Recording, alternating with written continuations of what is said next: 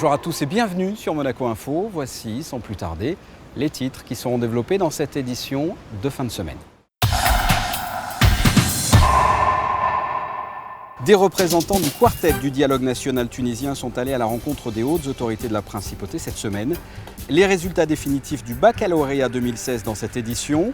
Vous allez pouvoir assister à la répétition du concert inaugural des musiciens du Prince avec Cécilia Bartoli, concert donné ce vendredi soir dans la cour d'honneur du Palais Princier. Coup de projecteur aujourd'hui sur un album qui n'est pas encore sorti mais qui est en cours de production, un album de chant en monégasque. Nous irons au Grimaldi Forum écouter le groupe Bangkok à l'occasion des traditionnelles Thursday Live Sessions. Focus sur la 8e édition de The Project avec l'exposition au pavillon Bozio de l'artiste Bertrand Lavier. Et enfin, notre invité du week-end, Jacques Pastor, il nous parlera des animations estivales organisées par la mairie. Pendant 2 journées, une délégation venue de Tunisie est allée à la rencontre des hautes autorités de la principauté. Ces représentants appartiennent au quartet du dialogue national tunisien. Le récit de Patricia Navarro sur des images d'Olivier Bonello et David Bernardi. Il a obtenu le prix Nobel de la paix en 2015. Le quartet du dialogue national tunisien est composé de plusieurs grandes entités, telles que la Ligue tunisienne de défense des droits de l'homme, l'Ordre national des avocats, l'Union générale du travail et l'Union de l'industrie, du commerce et de l'artisanat. Des représentants de ce quartet viennent d'être reçus à Monaco. Ils ont notamment eu un entretien avec le prince Albert II, avec lequel ils ont pu évoquer la situation actuelle dans leur pays. Nous avons réussi la transition démocratique en Tunisie, mais la transition économique reste inachevée aujourd'hui. Nous avons besoin de plus de présence, de plus de soutien international pour que la Tunisie dépasse cette période économique difficile en Tunisie. Donc nous avons besoin de plus d'investissements, plus de création d'emplois. Et la Tunisie a démontré, avec le dialogue, avec le consensus, nous avons trouvé une solution pacifique aux problèmes politiques. Je pense qu'on arrivera, mais tout seul, ça va être très difficile, la tâche sera très difficile. On a vraiment besoin d'être entouré, d'avoir aussi nos amis, nos partenaires avec nous. Lors de cette visite en principauté, le quartet tunisien a tenu à rappeler et souligner l'importance que le soutien de la communauté internationale avait eu dans le processus de transition démocratique en Tunisie. La principauté est depuis très longtemps engagée, notamment dans des actions de coopération internationale dans ce pays du pourtour méditerranéen. La coopération avec la Tunisie dure depuis de longues années. Elle est à la fois politique et à la fois économique, puisque les entreprises de Monaco ont choisi aussi d'installer une partie de leur activité en Tunisie. Et c'est ce lien qui n'a pas été rompu malgré les révolutions successives qui fait l'importance de cette relation entre Monaco et la Tunisie aujourd'hui. Ce quartet est venu vous relater de quelle manière il mettait en place ce processus de transition démocratique ? Tout à fait. D'une part, la manière dont ils mettent en place ce processus démocratique et également les attentes qu'ils ont vis-à-vis des autres pays pour pouvoir mener à bien cette tâche immense qu'ils ont initiée de manière extraordinaire et qui a d'ailleurs été reconnue par le prix Nobel de la paix il y a quelques mois. Lors de leur séjour à Monaco, les représentants du quartet du dialogue national tunisien ont également pu s'entretenir avec le président du Conseil national, Christophe Stener, et des membres de l'organisation Peace and Sport. Après les oraux, nous connaissons le résultat définitif du baccalauréat. Nous avons rencontré le directeur de l'Éducation nationale de la jeunesse et des sports, Isabelle Bonal, nous parle du CRU 2016. On l'écoute. Le lycée qui s'est distingué, c'est le lycée Albert Ier parce qu'ils ont obtenu 100% de réussite au bac général. Ils ont obtenu 100% de réussite au bac technologique et 100% au BTS. L'année dernière, nous avons de bons résultats au BTS, mais ce n'était pas 100%. 100% encore au bac général pour FANB, mais le lycée technique aussi a eu de très bons résultats. 99% de réussite au bac professionnel et 95% au bac technologique. Donc je peux dire que vraiment, c'est un succès complet. Notre satisfaction, c'est que tous les élèves obtiennent le baccalauréat, en tout cas la majorité. Honnêtement, je ne pensais pas qu'on allait faire encore cette année 100% parce qu'il y avait vraiment des élèves en difficulté. Simplement, ces élèves, nous les avons pris en charge tout au long de l'année. Nous leur avons proposé des aides individualisées, ils ont eu donc des cours particuliers, ils ont été coachés par des professeurs, ils ont fait des révisions par petits groupes. Ils ont vraiment été soutenus par des équipes pédagogiques de grande qualité. Et bien entendu, nous avons pu le faire parce que ce sont des moyens financiers considérables. grâce au soutien du gouvernement princier qui tient absolument à sanctuariser l'éducation nationale. J'espère que l'année prochaine, nous aurons aussi de très bons résultats. Maintenant, il ne faut pas oublier qu'à Monaco, il y a toujours eu l'excellence au niveau de l'éducation. Ce n'est pas que depuis 2 ans que nous avons de très bons résultats au baccalauréat. Ça fait partie d'une politique éducative du gouvernement. Donc j'essaierai effectivement de faire le mieux possible, mais moi, j'essaie quand même de faire en sorte qu'un maximum d'élèves puissent passer le baccalauréat. Il y a une sélection, certes, mais nous ne voulons pas ne pas laisser la chance à un élève qui a des difficultés. Donc tous les moyens, je vous le promets, seront mis en place pour que les élèves puissent l'année prochaine passer dans de très bonnes conditions le baccalauréat, qu'il soit général, professionnel ou technologique. Il y a eu cette année 202 mentions, il y a eu 61 mentions très bien, 68 mentions bien et 73 mentions assez bien. C'est absolument extraordinaire. On a plus de 80% de nos élèves qui obtiennent leur bac avec mention. Et là, j'en suis vraiment très, très fière. En tout cas, je tiens à féliciter les élèves parce que c'est quand même eux qui ont passé le bac. Nous allons ouvrir une large page musicale et on commence par le concert inaugural des musiciens du Prince avec Cécilia Bartoli. Concert donné ce vendredi soir dans la cour d'honneur du Palais Princier. José Sacré a assisté aux répétitions.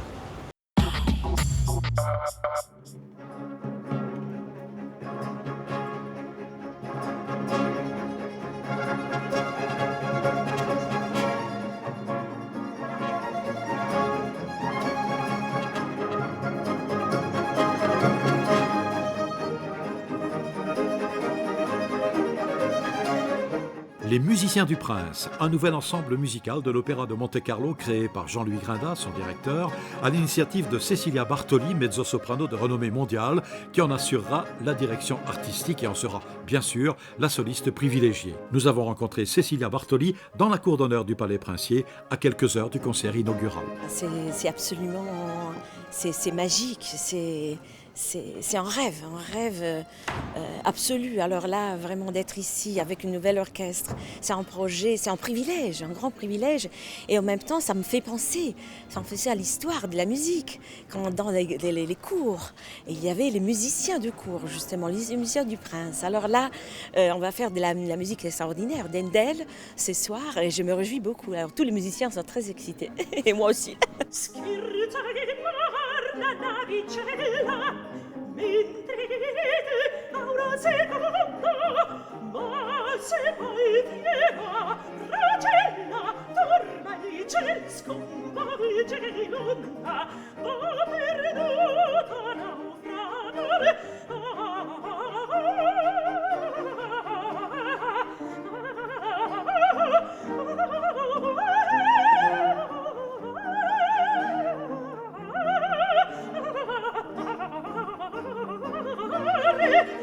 Ce programme Handel que vous avez choisi mettra bien en valeur votre voix. La voix qui dialogue avec l'orchestre, c'est ça cette idée, une orchestre qui peut vraiment partager toutes les couleurs, toutes les dynamiques qui sont dans la musique. Alors avec tous les solistes qu'on a, on va voir des airs avec la trompette, avec le bois, avec la flûte. Et là, on partage ça avec la voix.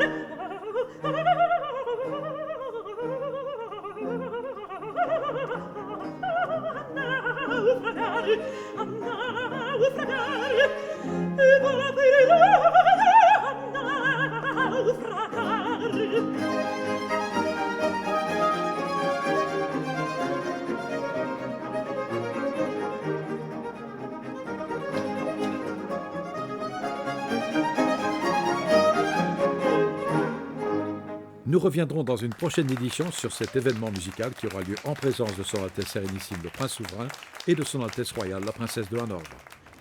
Coup de projecteur aujourd'hui sur un album qui n'est pas encore sorti mais qui est en cours de production. Un album de chant en monégasque. Sandrine Nègre a assisté à une partie des répétitions ainsi qu'à l'enregistrement.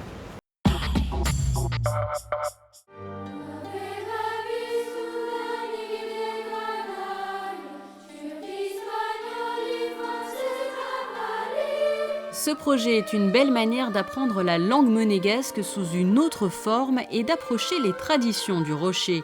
Il s'inscrit aussi dans la sauvegarde de notre patrimoine culturel et il était particulièrement important pour Karine Ardisson-Salopek qui a porté ce projet en le présentant au maire et au directeur de l'Académie Régnier III. Plusieurs chants figureront ainsi sur cet album.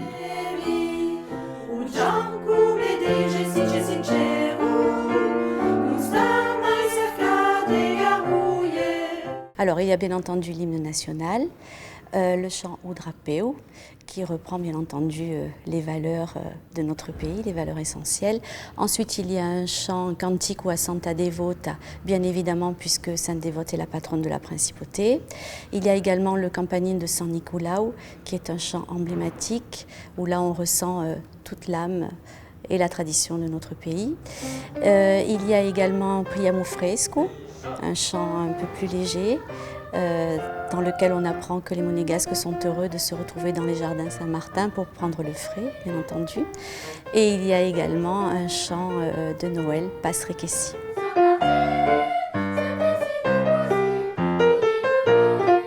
Le fait de chanter en monégasque va annuler absolument toutes les différences scolaires qui peuvent exister au sein d'une classe. Tout le monde se retrouve autour de ce projet. Bon, il y a des élèves qui ont un niveau différent dans le cours de chant et je pense que ça peut beaucoup leur apporter aussi au niveau prononciation, découverte de nouveaux mots de vocabulaire. Voilà, je pense que pour eux, c'est un bon moment aussi, autant que pour nous. Nous avons pris des chœurs qui étaient volontaires dans ce sens-là, et ces chœurs sont aussi habitués à chanter dans d'autres opérations musicales qui sont au sein de la principauté, avec l'opéra, avec l'orchestre. Donc ce sont des enfants habitués à la scène, habitués à des aventures de tout ordre. Et là, c'était une belle aventure, et en plus, c'était la langue qu'ils apprennent à l'école. Et d'avoir un délégué qu'ils connaissent au sein de leurs écoles, pour que ce soit primaire, collège, et de la retrouver comme délégué de l'académie, elle les connaît à peu près tous, et de faire cette aventure musicale en apprenant le monégasque dans le sens articulation, phrasé dans des chansons, pour eux c'était vraiment un grand plaisir. Et ces professeurs sont soit solistes à l'orchestre philharmonique, donc ils ont retrouvé cette aventure au sein de leur mission. Pour les enseignants, c'est bien sûr le travail, puisque la langue monégasque est mise en avant dans beaucoup de chansons, et l'aventure a été partagée par tous sans aucun problème, parce qu'on a l'impression de laisser une trace aussi. Pédagogique et fédérateur donc, car ce projet réunit et implique la mairie et l'Académie Régnier III, la DENJS, le Comité des traditions monégasques, la DAC, la Sogeda et bien sûr l'Orchestre philharmonique de Monte-Carlo qui a enregistré la musique avant que les élèves ne posent leur voix.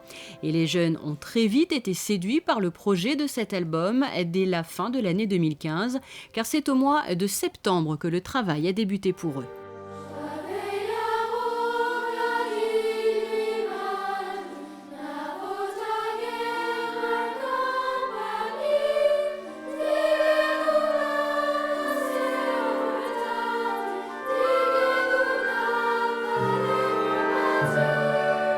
J'aime bien parce qu'il y a des chansons qui sont très jolies, mais il y en a d'autres qui sont tristes, mais la mélodie est très jolie.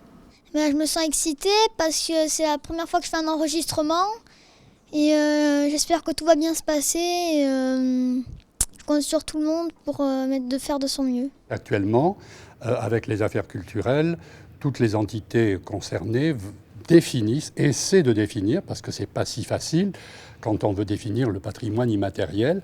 Et avec cet album, je crois que nous touchons là vraiment au cœur du problème, parce que, outre l'hymne monégasque, qui évidemment était orchestré, toutes ces œuvres que l'on enregistre aujourd'hui ne l'étaient pas, donc ça va rentrer vraiment écrit dans le patrimoine, gravé sur le marbre, si je puis dire. Sans être passéiste, je crois que les jeunes sont tournés vers l'avenir, mais ils savent bien qu'on ne peut pas construire l'avenir sans se référer au passé. Et je crois qu'il est riche chez nous à Monaco, il faut en profiter. Et nous reviendrons plus longuement et en détail sur les répétitions et l'enregistrement de cet album en langue monégasque dans les mois à venir à travers un magazine sur toutes les étapes qui ont ponctué la réalisation de ce CD pédagogique, un CD qui servira de support dans les établissements scolaires.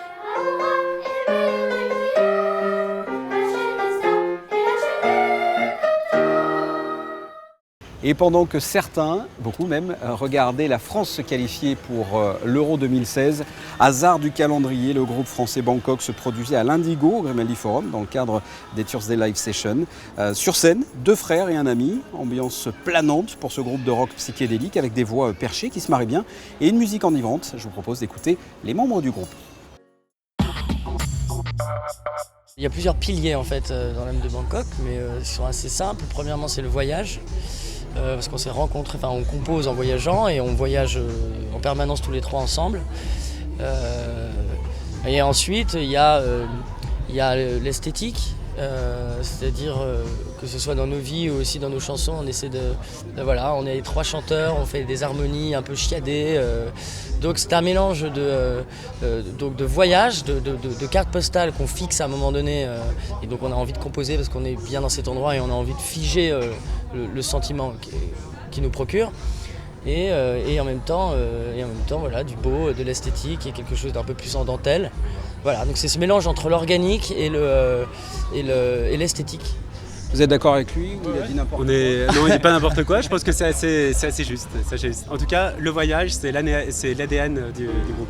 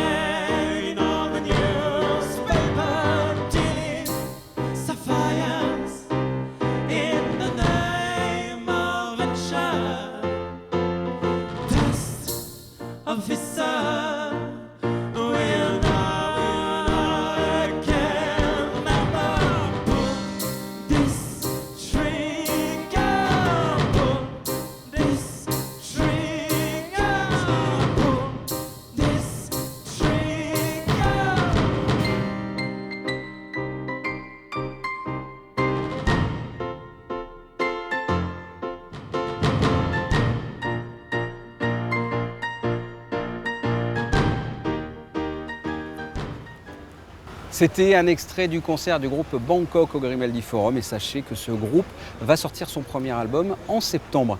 Focus à présent sur une exposition au pavillon Bozio pour la 8e édition de The Project.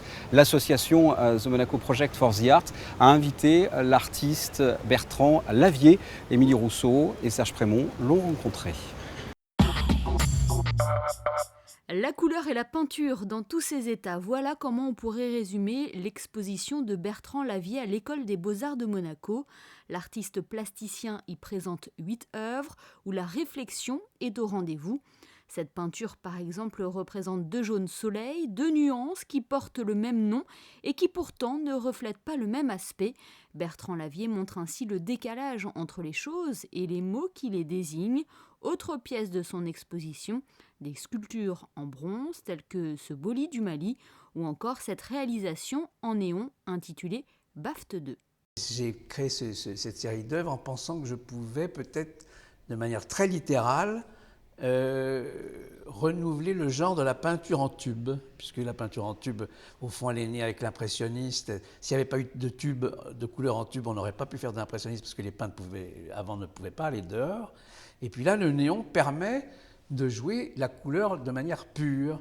Alors, je ne suis pas le premier à utiliser du néon pour faire des tableaux, mais en général, la plupart des artistes, quand ils utilisent le néon, c'est souvent ou pour dessiner ou pour écrire.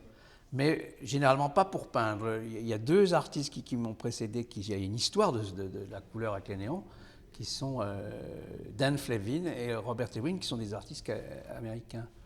Mais là, c'est une autre manière d'aborder le tableau, parce que je me suis inspiré d'un autre peintre américain, qui est Frank Stella, qui est au fond ma partition pour faire un tableau. Depuis ses débuts, Bertrand Lavier s'inspire du réel, une inspiration débordante où l'on retrouve souvent un clin d'œil à l'histoire de l'art, car l'artiste s'approprie les gestes des plus grands noms de la peinture. Il y a 3 ou 4 façons de peindre. Il y a la peinture très lisse, qui est la peinture classique. Et puis dans la modernité, la peinture moderne est arrivée avec Van Gogh, donc cette touche haute patte. Et puis après, il y a le coup de pinceau un peu expressionniste qu'on retrouve dans d'autres tableaux. Bon, ce sont des grands gestes de la peinture que je m'approprie. Et donc, par exemple, le panneau paysage ex-soi, c'est vraiment une définition de ce qu'est qu'un paysage pittoresque. Un paysage pittoresque, c'est littéralement un paysage qui est digne d'être peint. Et donc, les gens qui s'occupent du tourisme ont déjà vu que ce paysage était pittoresque. Cézanne l'avait vu avant eux. Et donc, il y a un jeu comme ça avec Cézanne, la peinture touristique. Et donc, moi, je repeins au fond un paysage qui a déjà été peint et qui est dans l'imaginaire collectif parce qu'il est justement pittoresque. Exposé au pavillon Bozio et pour Bertrand Lavier, anecdotique, lui qui n'a jamais fait les Beaux-Arts, à découvrir donc jusqu'au 28 août prochain. Il est temps de recevoir notre invité du week-end et on va parler avec Jacques Pastor, 4e adjoint délégué aux animations, au sport et aux loisirs. On va parler justement de toutes les animations qui vont se dérouler cet été. Et ça a déjà débuté parce que l'été, j'ai l'impression, sera chaud avec la Splash Party qui s'adressait déjà à des jeunes de 13 à 17 ans. Les animations organisées par la mairie, c'est vraiment tout âge ou vous cherchez un public particulier ? Alors en effet, grand succès de la Splash Party qui a eu lieu la semaine dernière. Les ados se sont régalés et bien entendu, on est très content de ça. Mais en effet, la marque, je dirais, de la mairie de Monaco pour les animations, qui est quand même une des grosses missions de la mairie, c'est de faire des animations pour tous et gratuites. Donc ça c'est important parce qu'on essaie de vraiment plaire à tout le monde. Et je vais donner le meilleur exemple peut-être, c'est les feux d'artifice. Alors aujourd'hui, on peut même parler de soirée feux d'artifice, puisque les feux d'artifice c'est avant, pendant et après. Oui, parce qu'il y a de la musique, il y a des concerts avant et après, c'est ça? Tout à fait Fabien, on a les concerts au Jardin Exotique, qui sont des concerts assez soft, mais toujours de grande qualité, avec ensuite la possibilité de regarder le feu depuis la terrasse du Jardin Exotique, c'est magnifique. Et ensuite sur le port, où là évidemment on est le mieux placé, je dirais, pour voir les feux, puisque la musique est aussi diffusée, des feux pyromélodiques est diffusée sur le port. À la fin du concert, on a des tributes, juste là, à côté de nous, là, au-dessus du stade nautique. Et bien entendu, tous ces concerts sont également gratuits. Et les feux, cette année, une petite particularité, il y a des pays qui viennent de très loin. C'est ce que j'allais vous demander justement, qui sont un peu les artificiers qui vont venir? Il y a des pays exotiques. Alors il y a la Lituanie, le Portugal, les États-Unis et l'Australie. Donc vous voyez, on a vraiment élargi le champ de ce concours, parce que c'est un concours. Ah oui, c'est un concours, il y aura un gagnant à la fin. Important aussi, vous pouvez voter, le public peut voter. Sur le site de la mairie, vous pouvez voter pour votre artifice préféré. Est-ce que l'on sait combien de personnes ça draine, ce concours pyromélodique? Alors je dis un petit peu dans l'esprit de ce qu'on disait tout à l'heure, on sait qu'il y a des personnes qui sont au Yacht Club de Monaco par exemple, dans cet établissement prestigieux pour faire un dîner de grande qualité et regarder les feux. Et puis on sait qu'il y a des gens ici sur le port avec un sandwich, on sait qu'il y a des gens jusqu'à la Turbie qui depuis les falaises au-dessus de Monaco regardent le feu. Donc c'est très difficile à chiffrer, mais on peut dire que des milliers de personnes certainement viennent spécialement regarder le feu. Alors on le regarde entre amis, en famille, je vous dis quel que soit le niveau social et l'âge, ça plaît à tout le monde. Et c'est vraiment ça où on retrouve l'esprit mairie. Alors là, on est sur le quai, on voit en fond déjà des animations qui sont en train de se préparer, d'être mises en place. Qu'est-ce que l'on peut dire de ces animations sur le quai? Ça change, c'est comme d'habitude? Voilà, cette année, c'est qu'on a souhaité faire 2 espaces. Un espace détente qui est au-dessus du stade nautique, avec de l'ombre. On peut venir lire un bouquin, se détendre. Et puis un espace où on a concentré les animations pour les enfants. Donc on peut à loisir être soit d'un côté soit de l'autre, soit les deux, on peut se balader entre les deux. Et voilà, le thème est un petit peu que les gens puissent choisir eux-mêmes sur quel secteur ils veulent se placer. Un mot de musique, on a parlé du concours pyromélodique avec donc des concerts avant, après. Donc il y a des concerts comme ça ici sur le quai, il y a un thème en particulier, c'est comme d'habitude des tributes. C'est les tributes, ça va par exemple Elvis, hommage à de la musique très connue. Mais on a également les musicales. Les musicales, c'est comme chaque année, c'est quelque chose qui revient. Sur un autre lieu, là. Voilà, il y en a donc ici sur le quai hors feu d'artifice en semaine. Il y en a également au Square Gasto et également place du Marché. Et pour tout ce programme qui est vraiment, on peut appeler ça des musiques du monde, parce que ça va de la salsa au rock à des choses plus classiques, je vous invite à consulter soit ce petit dépliant que vous trouvez un petit peu partout en ville ou dans les offices du tourisme ou dans les établissements publics, mais également le site de la mairie, www.mairie.mc. Et là, vous avez tout le détail de chaque soirée, de chaque thème et de tout ce qui est proposé, bien sûr. Alors là, on va monter un petit peu plus haut sur le rocher, là, qui est juste devant moi, avec le carnaval, le traditionnel carnaval. Je sais qu'on ne l'appelle pas comme ça, mais j'ai un très mauvais accent. Le Je vous laisse le dire. qui est notre carnaval, en effet, le carnaval local de Monaco. Et c'est le 22 juillet. Le 22 juillet au soir, venez avec vos enfants, bien entendu, à Monaco-Ville. Vous verrez des chars, vous verrez le thème de cette année, c'est on va le retrouver. La Polynésie. On va le retrouver comme vous dites sur le site de la mairie. Pourtant, j'avais un petit peu révisé avec ce joli dépliant. La Polynésie. Et donc, alors on vient déguiser si on veut. Les Tahitiennes sont bien entendu acceptées. Mais non, surtout, on vient avec ses enfants, on vient se détendre. Cette soirée est vraiment réservée. Tout le rocher se met en fête pour non seulement voir passer des chars, mais également participer. Il y a des petits groupes, des petites animations. Voilà, c'est une tradition qui date de longtemps, qu'on a récupérée, remis au goût du jour et qui donc maintenant est devenue vraiment un événement également pour les familles et pour tous. C'est important pour la mairie parce que ce carnaval, désolé, c'est pas un carnaval, mais cette manifestation, cet événement a été arrêté pendant quelques années. C'est important ce retour du carnaval sur le rocher. Oui, tout à fait, oui, bien sûr, c'est là où on se retrouve, c'est là où on fait la fête tous ensemble et dans un lieu en plus magique, hein, le rocher de Monaco. Donc en effet, c'est important de tous se retrouver autour de ce thème. D'accord, Ushkiratu, c'est ça à peu près? Ushkiratu. Est-ce qu'on a fait le tour? Non, il manque peut-être, je crois, des expositions aussi que la mairie organise. Tout à fait, on a également une partie, je dirais, un petit peu plus culturelle. Alors très récemment a été inaugurée l'exposition patrimoniale. Et là vraiment, j'invite tous les gens qui sont de Monaco, mais également qui aiment Monaco, à venir visiter cette exposition. J'ai eu la chance de le faire et c'est vraiment quelque chose qui nous touche. Parce que vous allez retrouver des photos, des documents, mais des choses d'ici. Des choses que quelquefois on a un petit peu oubliées, mais on voit que la tradition est toujours vivante et que les documents attestent qu'on a une âme, quelque chose là qui vit toujours dans Monaco, avec les Monégasques, avec les gens d'ici. Et ça c'est super important. Donc ça se déroule entre la chapelle de la Visitation et le hall de la mairie. Bien entendu, entrée libre et gratuite. Et c'est la médiathèque qui a organisé ça. Vous voyez, tous les services de la mairie se mobilisent pour proposer différentes choses. Alors on a également, et là je vais reprendre mon petit dépliant parce que la liste est tellement longue. Ce que vous organisez l'été, oui, pour apprendre ça par cœur, c'est difficile. On a Bertrand Lavier à l'école des Beaux-Arts, on a la saison des Qualia à la médiathèque, on a au jardin exotique quand fleurissent les sculptures, enfin vraiment différents, et l'exposition du parc Alpha toujours au jardin exotique. On a fait le tour? Bien entendu, mais tout ce qui existe le reste du temps continue d'exister, bien entendu. Vous pouvez venir vous détendre au stade nautique, vous pouvez aller visiter le jardin exotique et sa grotte, c'est des choses importantes. La médiathèque est ouverte. N'hésitez pas.